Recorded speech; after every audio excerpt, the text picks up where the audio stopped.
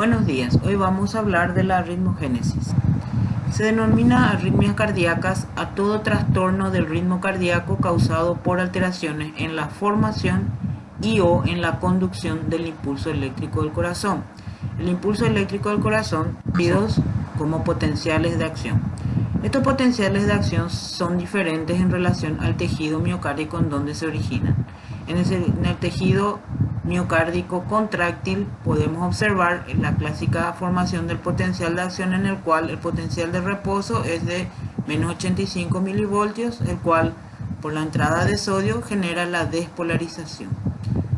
Una vez que se cierran los canales de sodio y se abren los canales de potasio, se inicia una repolarización precoz que rápidamente es interrumpida por la entrada de calcio y sodio, generando la fase conocida como meseta. Finalmente, cuando se cierran estos canales, sigue saliendo el potasio hacia el líquido extracelular por sus canales, generando el periodo de la repolarización. En su lugar, el potencial de acción del miocito del nódulo sinusal difiere en varios aspectos. En primer lugar, su potencial de reposo se reconoce actualmente no como de reposo, sino potencial diastólico máximo, siendo de un valor de menos 60 milivoltios. Esta menor negatividad de este potencial se debe a la alta permeabilidad a la entrada de sodio, que va generando paulatinamente una línea ascendente hacia la despolarización, que se inicia gracias a la entrada de calcio a lo largo de la despolarización.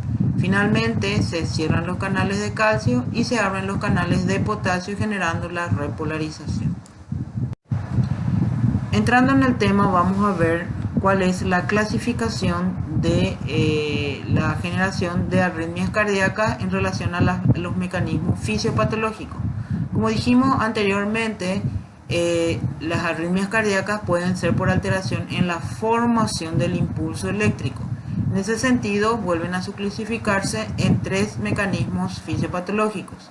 En primer lugar, la alteración del automatismo normal. En segundo lugar, aparición de automatismos anormales. Y en tercer lugar, una actividad eléctrica desencadenada. Vamos a ver cada uno de ellos. Las alteraciones en el automatismo normal del nódulo sinusal generalmente producen dos situaciones que se ven cotidianamente. En primer lugar, la bradicardia sinusal y en segundo lugar, la taquicardia sinusal. Generalmente esto ocurre por la influencia de estímulos externos excesivos o la presencia de disfunción propia del nódulo sinusal, que lleva a la aparición de estas dos situaciones. Podemos mencionar como ejemplo de bradicardia sinusal cuando la frecuencia cardíaca disminuye de menos 60 latidos por minuto. Eso generalmente en ejemplos fisiológicos lo podemos observar a la hora del sueño. Por el contrario, la taquicardia sinusal se presenta cuando hay un aumento de la actividad cardíaca por situaciones como ejercicios físicos, fiebres, etc. Aquí podemos observar unos gráficos en donde compara la taquicardia sinusal, en donde se observa la aparición de todas las ondas del electrocardiograma. ¿Cuáles son esas ondas? La onda P, delante de la QRS, la onda T. Lo que se ve acortado es el ciclo de aparición de cada una de estas ondas. La bradicardia sinusal, sin embargo, también podemos observar todas las ondas, como la onda P, la QRS y la T, pero a un tiempo menor, a un tiempo mayor. En este caso, vemos que la frecuencia cardíaca es de 50 latidos por minuto. El segundo mecanismo de alteraciones de la formación del impulso eléctrico se encuentra el automatismo anormal. La aparición de automatismos anormales generalmente se presentan en ciertas circunstancias como la isquemia o las alteraciones del equilibrio electrolítico, que pueden generar los llamados automatismos anormales, que se desarrollan en fibras cardíacas normalmente desprovistas de automatismo. Estos automatismos anormales pueden sobrepasar la frecuencia del automatismo sinusal normal y constituirse así en marcapasos dominantes. El tercer mecanismo de las arritmias por alteración de la formación del impulso eléctrico son las actividades desencadenadas, que son consideradas como despolarizaciones eléctricas anormales que se originan siempre precedidas de un potencial de acción normal. Se presentan como oscilaciones en el potencial de membrana y son conocidos como postpotenciales. Se pueden clasificar en dos: los postpotenciales precoces, que generalmente aparecen durante la fase de la repolarización inicial, en el tercio de la aparición de la repolarización, y el postpotencial tardío, que puede aparecer en la fase final de la repolarización. En este gráfico podemos observar un potencial de acción normal del miocito ventricular. Aquí se observan los postpotenciales, en este caso, como ocurre en la fase de repolarización. A sus inicios podemos considerar como un postpotencial precoz. En segundo lugar, de mecanismos fisiopatológicos de generación de arritmias, habíamos mencionado que pueden observarse también alteraciones en la conducción del impulso eléctrico. Estos a su vez pueden volver a clasificarse en arritmias por bloqueo y en arritmias por reentrada. Los bloqueos pueden ser transitorios, que son aquellos que generalmente su presencia son reversibles cuando la isquemia en ciertas situaciones es resuelta. También tenemos bloqueos considerados fijos por alteración estructural permanente. Tenemos alteraciones que llevan a bloqueos funcionales, generalmente en presencia de un ritmo rápido. El impulso llega a las células cuando éstas están todavía en periodo refractario y no pueden transmitir el impulso. Este tipo de alteración puede ocurrir a cualquier nivel del sistema de conducción: en el nodo auriculoventricular, el haz de His, en las ramas de haz de His. Luego tenemos los bloqueos auriculoventriculares, que son los más frecuentes entre los bloqueos. En primer lugar, podemos definirle a los bloqueos auriculoventriculares como dificultad en la transmisión del estímulo eléctrico a través del nódulo auriculoventricular. Se subclasifican en tres tipos de bloqueo: bloqueo AB o auriculoventricular de primer grado, bloqueo AB o auriculoventricular de segundo grado, que se vuelve a subdividir en bloqueo AB segundo grado MOBITZ 1, que tiene un ritmo conocido como ritmo de Wenckebach, y el MOBITZ 2, y finalmente el bloqueo AB de tercer grado.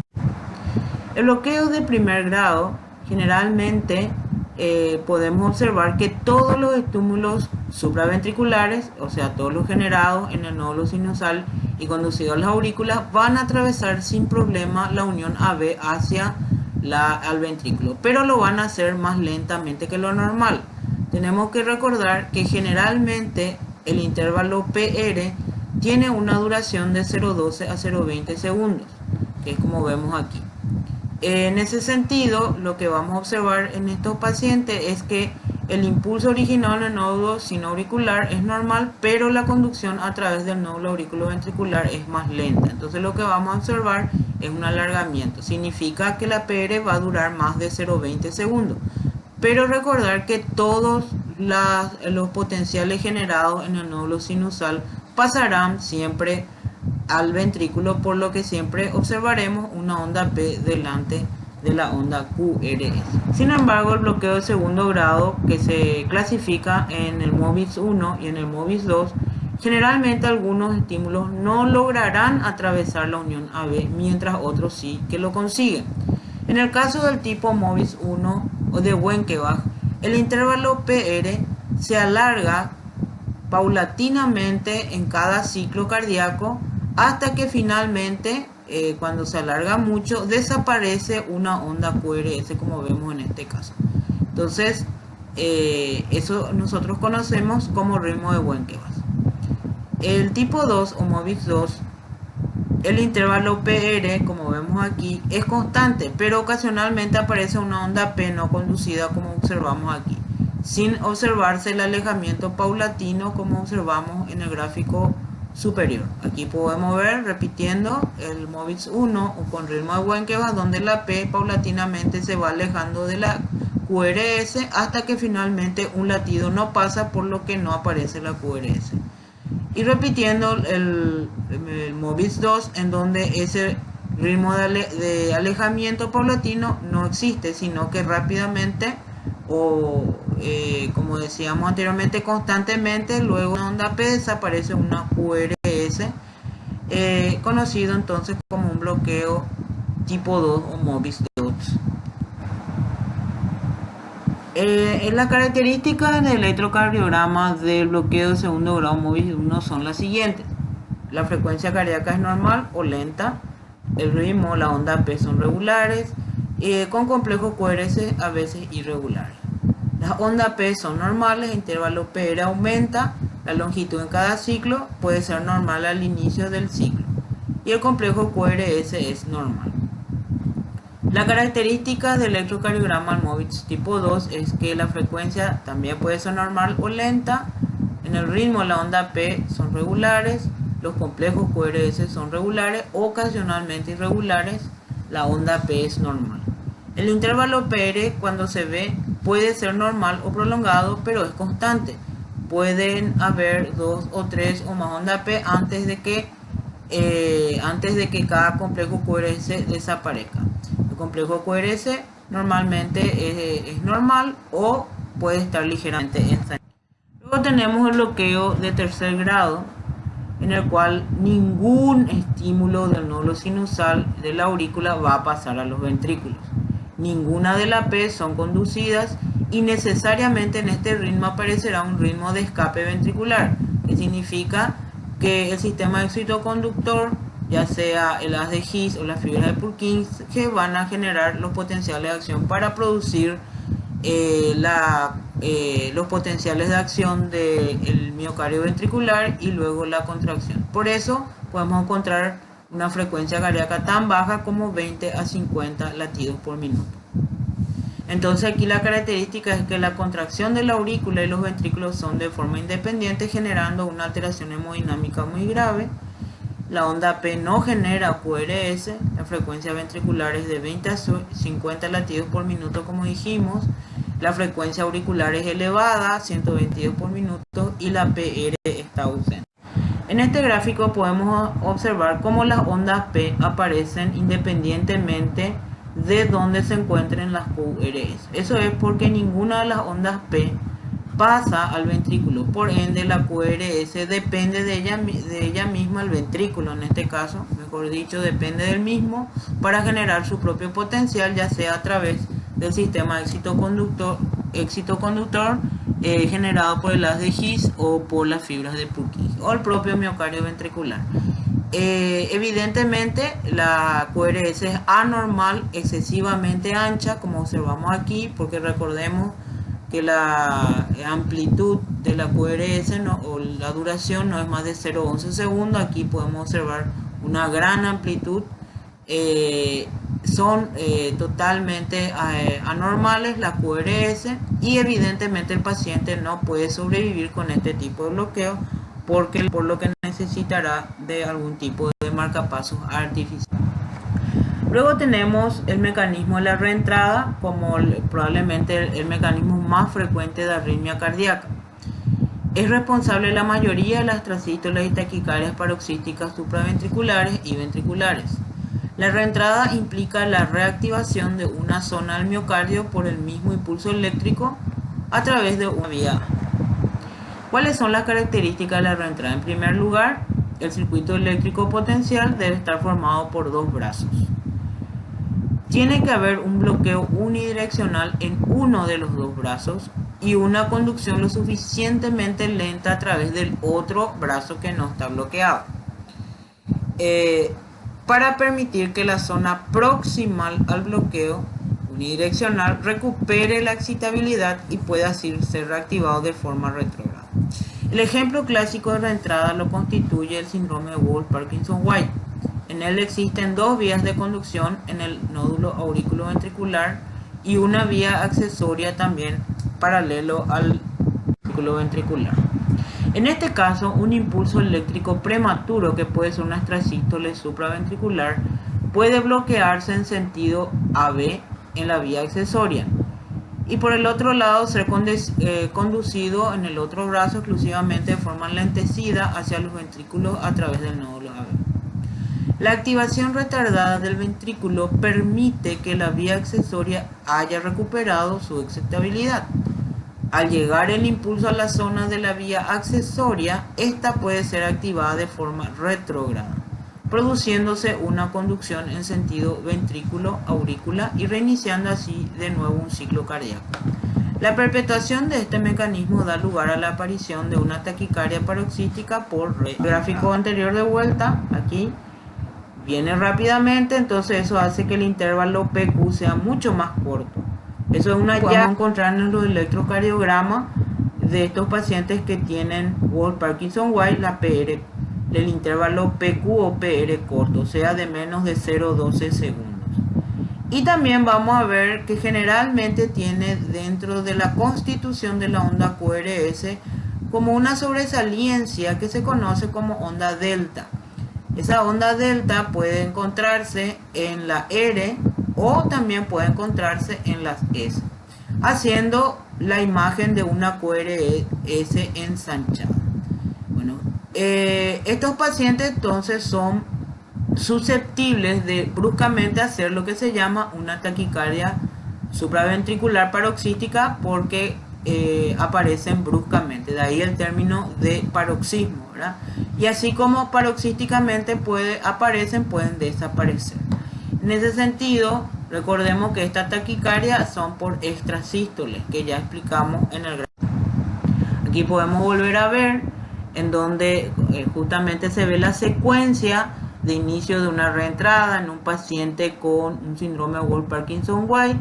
A la izquierda se muestra un latido, ¿sí? Un latido sinusal que se conduce a los ventrículos de forma simultánea a través del nodo AB, que es lento, que es este, y a través de la vía accesoria, que es más rápida, ¿sí? Como estábamos diciendo.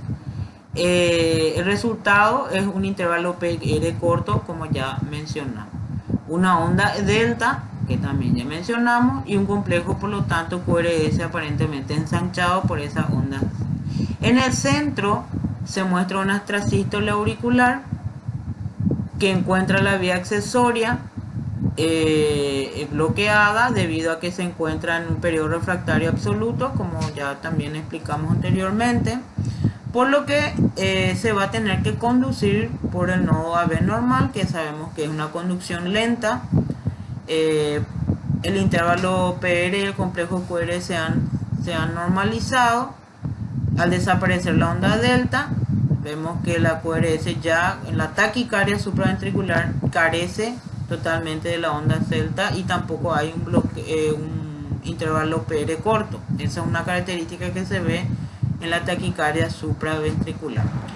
Aquí podemos ver algunos gráficos de esta arritmia Wolff-Parkinson-White, como se observa en algunos de las derivaciones del electrocardiograma. B1, B2, B3 se observa perfectamente la onda delta. Podemos observar la PR que está muy cerca de la onda Q o la onda R específicamente.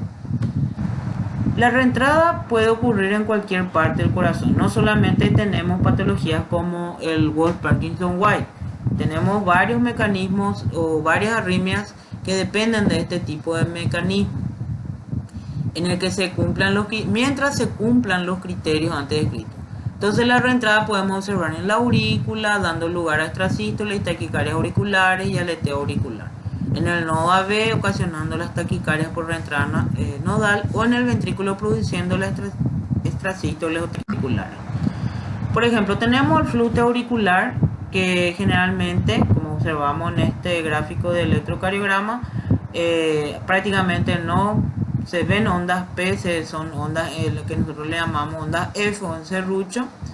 El impulso eléctrico se origina en la aurícula de forma rápida, una frecuencia auricular muy elevada, dando ese aspecto en serrucho, ondas F o en sierra, como algunos lo dirían. Los ventrículos no responden a una frecuencia rápida, por lo que el nodo AB bloquea algunos de estos impulsos auriculares o impulsos eléctricos de la aurícula, por lo que la frecuencia con que late la aurícula no es similar a la frecuencia con que late el ventrículo. La frecuencia con que puede llegar a latir una aurícula que está en flute auricular puede ser 220 a 350 veces por minuto. El ritmo de la contracción o despolarización auricular es regular. Las ondas P no se ven de forma normal, por eso se las llaman ondas en sierras dentadas. El intervalo PR no se puede determinar. Y el complejo QRS, sin embargo, es normal porque siguen ellos despolarizando gracias a que algunas de estas ondas sí pasan al ventrículo. O sea que aquí no hay un bloqueo del nodo. La fibrilación auricular es parecido al aleteo también, pero es a una frecuencia menos elevada. Es una de las arritmias auriculares más frecuentes, aparecen 1 o 2% de la población. Vamos a observar que son ondas de fibrilación, no se observan prácticamente ondas P. Las arritmias ventriculares son aquellas que se originan en los ventrículos. Generalmente se producen por alteraciones del ritmo ventricular y pueden condicionar el gasto cardíaco, de ahí su peligro, y la perfusión tisular. La QRS generalmente es ancha y de forma normal. Como dijimos, lo normal sería que no pasen los 0,12 segundos. Hay una ausencia de relación entre el complejo QRS y la onda P. El segmento de ST generalmente es anormal porque ya tenemos que recordar que la ST y la onda T forman parte de la repolarización del ventrículo, y la onda T por su lado tiene una orientación opuesta al complejo QRS. Estas arritmias ventriculares pueden clasificarse en extrasístole ventricular, en taquicardia ventricular, en fibrilación ventricular y en flutter ventricular. La taquicardia ventricular paroxística es una taquicardia de aparición y terminación súbita. El impulso hace un circuito, o sea, un circuito de reentrada, y vuelve a entrar una y otra vez en la misma zona de tejido, ocasionando despolarizaciones repetidas. La frecuencia es de 100 a 280 latidos por minuto, el ritmo es regular. La onda P con frecuencia no se identifican, el intervalo PR no se puede medir y el complejo QRS es normal. Las extrasístoles ventriculares son impulsos que se originan de forma o fuera del nódulo sinusal, o sea, aparecen bruscamente dentro de lo que son apariciones electrocardiográficas de las ondas QRS normales que están recibiendo los impulsos del nódulo sinusal. De repente pueden llegar a aparecer estas extrasístoles ventriculares.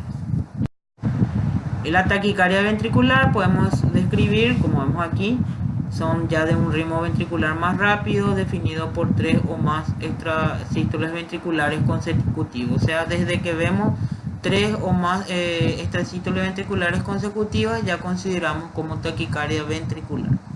¿Cuáles son las características del electrocardiograma? Una frecuencia de 140 a 220 latidos por minuto, ya es un ritmo irregular, no existe onda P. Porque la onda P muchas veces pueden quedar bajo el complejo QRS, no hay intervalo PR, el complejo QRS es ancho y aberrante, miden más de 0,12 segundos. Estas taquicardias pueden clasificarse en taquicardia ventricular monomórfica y en taquicardia polimórfica. La taquicardia monomórfica generalmente se observa cuando hay cicatriz en el miocardio, es por cardiopatías isquémicas, por miocardiopatías dilatadas y la fase posterior al infarto. Y las polimórficas generalmente aparecen en la fase aguda del infarto por la isquemia. Entonces generalmente son porque hay mecanismos de reentrada en zona de isquemia. Entonces aquí podemos ver la reentrada en la cicatriz del infarto. Zonas de bloqueos debido a la cicatrización hacen que existan dos circuitos, uno puede ser más rápido que otro, como dijimos anteriormente. En la taquicardia supraventricular también se puede aplicar las mismas características para las taquicardias ventriculares, no solamente para las supraventriculares. Y aquí tenemos el esquema de reentrada anatómica en pacientes con infarto.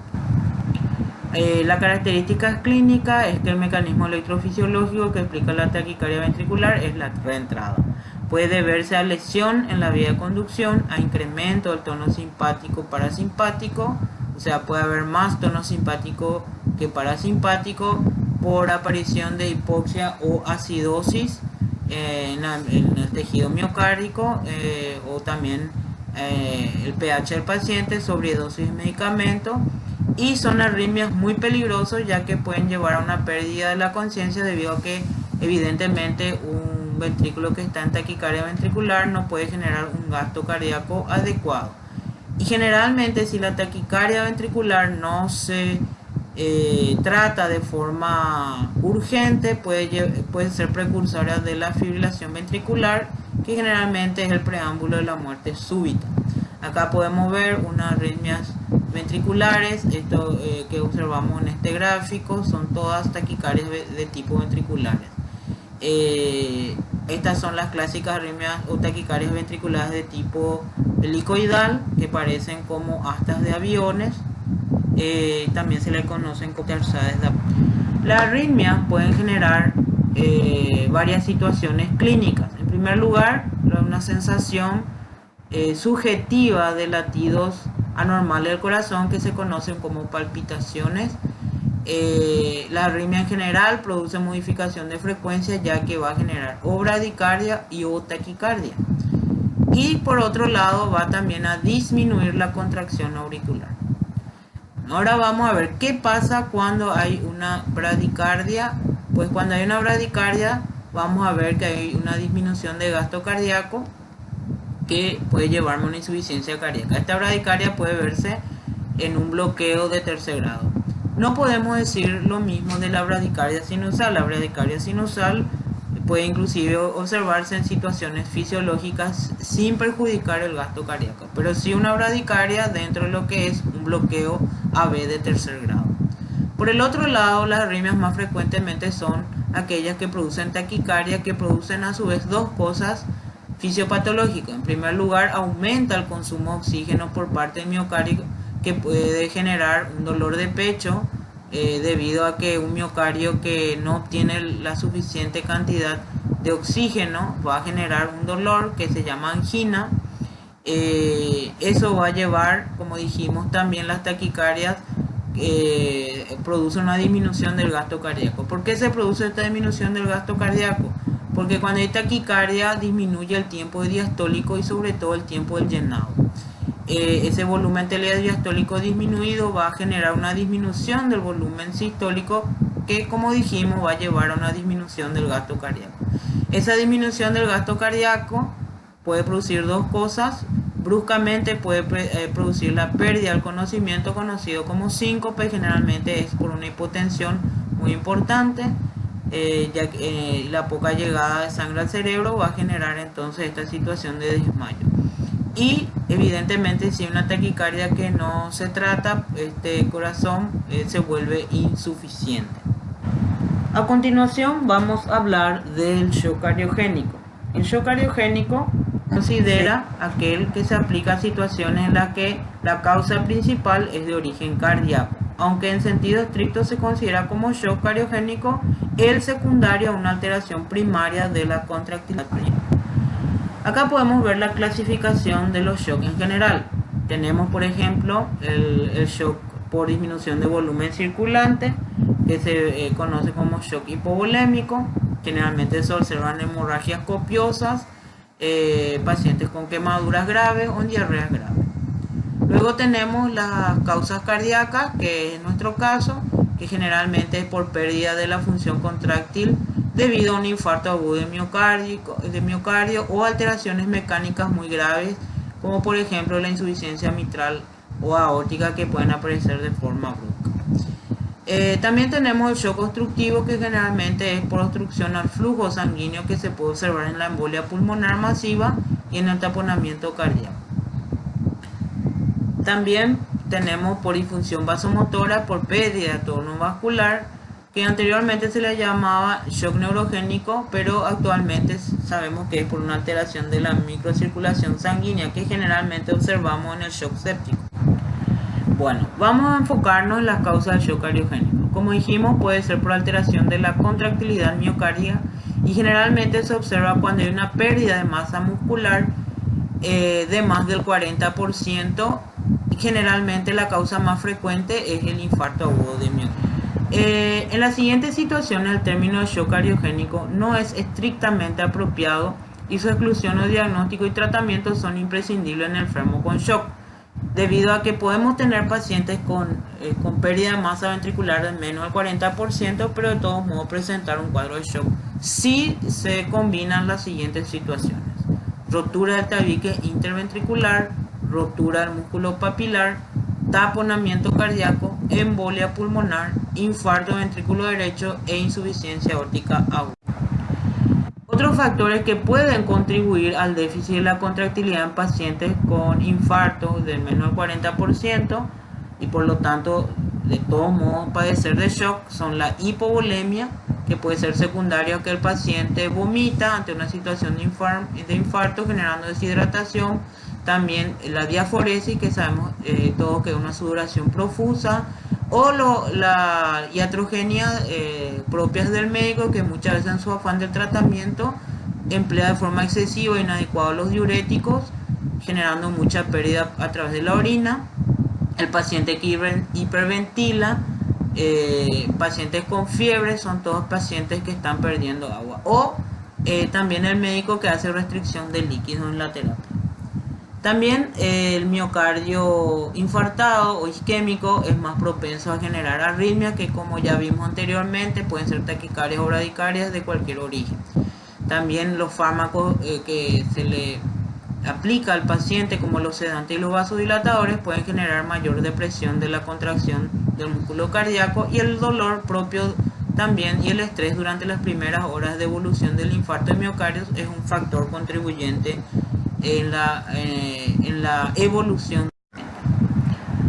Podemos decir que la definición fisiopatológica de shock cardiogénico está en relación a la insuficiencia cardíaca, y decir que es la manifestación extrema de la misma en la que los mecanismos de compensación son insuficientes para mantener el aporte sanguíneo adecuado a las necesidades mínimas vitales de nutrición. Los mecanismos de compensación, como por ejemplo ante una disminución del gasto cardíaco y presión arterial, que en general pueden ser cardíacos, periféricos, mixtos, se presentan todos juntos, como por ejemplo la redistribución del flujo sanguíneo mediado por el sistema nervioso simpático y sistema renina-angiotensina, aumento de la extracción de oxígeno a nivel tisular, aumento del metabolismo anaerobio. Por otro lado, hay un aumento del tono simpático y descarga adrenérgica, y un aumento de la contractilidad y frecuencia cardíaca. Hay una vasoconstricción arterial y venosa debido a este tono simpático muy elevado. Y finalmente, la dilatación y la hipertrofia ventricular. Estos serían los mecanismos de compensación que se producen muy bruscamente en los pacientes con shock cardiogénico cuando esta situación. La disminución de la contractilidad va a generar evidentemente una disminución del gasto cardíaco, que a su vez sabemos que va a hacer que disminuya la presión arterial. Cuando hay una disminución de la presión arterial, sabemos que los vasoreceptores dejan de mandar señales al centro vasomotor, por lo que se libera al estímulo simpático aumentando su tono. Este aumento de tono simpático va a generar vasoconstricción, como vimos en el slide anterior, tanto arteriolar como venoso. Esa vasoconstricción va a hacer que el flujo de sangre disminuya a los tejidos, generando una hipoperfusión tisular, que finalmente, al tener poco oxígeno para su producción de ATP, debido a que es poco flujo, va a activar el metabolismo anaerobio, generando una acidosis. Y sabemos que la acidosis va a producir una dilatación del esfínter precapilar, y esa dilatación precapilar va a hacer que a nivel de los capilares sanguíneos aumente la permeabilidad, por lo tanto va a haber una extravasación sanguínea hacia el tercer espacio, generando a su vez esto pérdida de volumen circulante eficaz, o sea una hipovolemia, que va a volver a producir una disminución de la presión arterial. Y a nivel cardíaco eso va a generar un aumento de la isquemia, y por lo tanto tenemos aquí lo que se llama la perpetuación del shock. Podemos de todos modos decir que existen fases o grados evolutivos de shock. Primero, una fase de hipotensión compensada, en donde en los estadios más iniciales de hipoperfusión periférica existen varios mecanismos compensadores, como por ejemplo la taquicardia y el aumento de la resistencia vascular sistémica. Estas dos situaciones mantienen la presión arterial media por lo menos en niveles, vamos a decir, un poco adecuados, bajo, pero todavía con cierto flujo a los órganos vitales. Podemos recordar que tanto la taquicardia como el aumento de la resistencia vascular periférica se debe a la estimulación importante del pático. Luego entramos rápidamente en la fase de hipotensión descompensada, en donde se produce una hipoperfusión periférica, como vimos en el gráfico del círculo vicioso, en donde los mecanismos compensadores resultan perjudiciales. El aumento de la precarga produce congestión pulmonar sin aumentar el volumen minuto cuando la contractilidad está muy deprimida. Recordar que cuando yo tengo una precarga aumentada, yo tengo un corazón cuya contractilidad está disminuida. Por lo tanto, va a producir un volumen minuto también disminuido. Y va a quedar en el ventrículo un volumen telesistólico aumentado. Eso va a aumentar la presión diastólica del ventrículo y va a migrar hacia la aurícula izquierda y de ahí a la circulación pulmonar. Por otro lado, hay un aumento en las resistencias vasculares que tienen como objeto mantener la tensión arterial adecuada y redistribuir el flujo sanguíneo a los órganos vitales, lo que supone una dificultad para el vaciamiento del corazón, porque esta resistencia vascular aumentada es una poscarga aumentada, y eso sabemos que hace que el corazón tenga que tratar de contraerse con más fuerza para poder expulsar sangre hacia la aorta. Sin embargo, no lo hace debido a que justamente el miocardio está lesionado, lo que va a disminuir más el volumen minuto y la precarga. ¿Cuáles son las manifestaciones? Depende de la redistribución del flujo sanguíneo a órganos vitales, con el consiguiente deterioro de los más hipoperfundidos.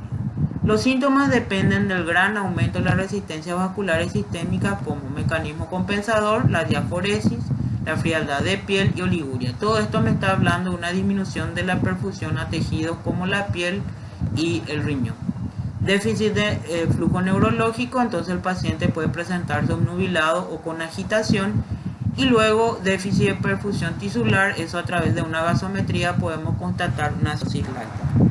Luego entramos en la fase irreversible, en el tercer estadio, que corresponde a una disminución máxima del volumen minuto, que ya lo teníamos en la fase 1, o sea la fase de hipotensión compensada, una disminución de la perfusión tisular, pero aquí también ya aparece una pérdida de la presión arterial, o sea las resistencias periféricas disminuyen. ¿Por qué? Por la hipoxia tisular y la acumulación de acidosis láctica. Eso va a generar, como vimos anteriormente, una dilatación de los esfínteres precapilares, pero también de las arteriolas, y eso va a generar una caída también de la presión arterial. Eso ya generalmente produce una isquemia prolongada que va a llevar a lesiones celulares irreversibles en distintos órganos. Los mecanismos de compensación resultan todavía más perjudiciales, originando una mayor reducción de la perfusión periférica, con lo que se produce acidosis metabólica intensa, relajación de los esfínteres precapilares y alteración de la permeabilidad capilar. Esta última permite la extravasación de plasma al espacio intersticial, con lo que aumenta la hipovolemia. Se producen reabsorción de toxinas y bacterias intestinales, reacciones antígeno-anticuerpos, microtrombos y agregados de plaqueta, rotura de membrana de los lisosomas que producen liberación de enzimas lisosómicas con capacidad proteolítica, y todos los órganos sufren lesiones graves, destacados por su precocidad e importancia a los riñones y al músculo cardíaco. El riñón, la hipotensión y la vasoconstricción compensadora van a disminuir el flujo renal y por lo tanto la filtración glomerular. La hipoperfusión prolongada origina una necrosis tubular con alteración de la función renal más o menos persistente, incluso si se recupera shock. El corazón, la hipotensión aumenta la isquemia y la necrosis miocárdica, con el consiguiente empeoramiento de la función contráctil del músculo, lo que contribuye a perpetuar el shock. En la depresión miocárdica contribuyen la acidosis y otros factores. En el pulmón, ¿qué vamos a observar? En primer lugar, el aumento de la presión capilar pulmonar secundaria a la insuficiencia cardíaca, la famosa hipertensión pulmonar, que genera un aumento de la presión hidrostática capilar, que va a generar congestión y edema al pulmón. lo que ya sabemos va a producir una alteración del intercambio gaseoso y contribuye por lo tanto a la hipoxia general. En segundo lugar, la hipoperfusión pulmonar altera también la propia permeabilidad del capilar, facilitando la atravesación del líquido del espacio intersticial y alveolo. Disminuye además la producción de surfactantes, lo que favorece la formación de atelectasias y cortocircuitos funcionales. En formas avanzadas de shock, las alteraciones de la coagulación pueden producir hemorragias y trombosis intravasculares. En conjunto, todas estas características del pulmón se puede denominar como pulmón húmedo. En el hígado, la disminución del flujo portal y la hipoxia general altera la función hepática y llega a producir necrosis del hepatocito. Ello se traduce en elevación de las enzimas hepáticas y ocasionalmente aumento de la bilirrubina. En las fases avanzadas se producen alteraciones de la coagulación debido a la falta de producción hepática de factores relacionados con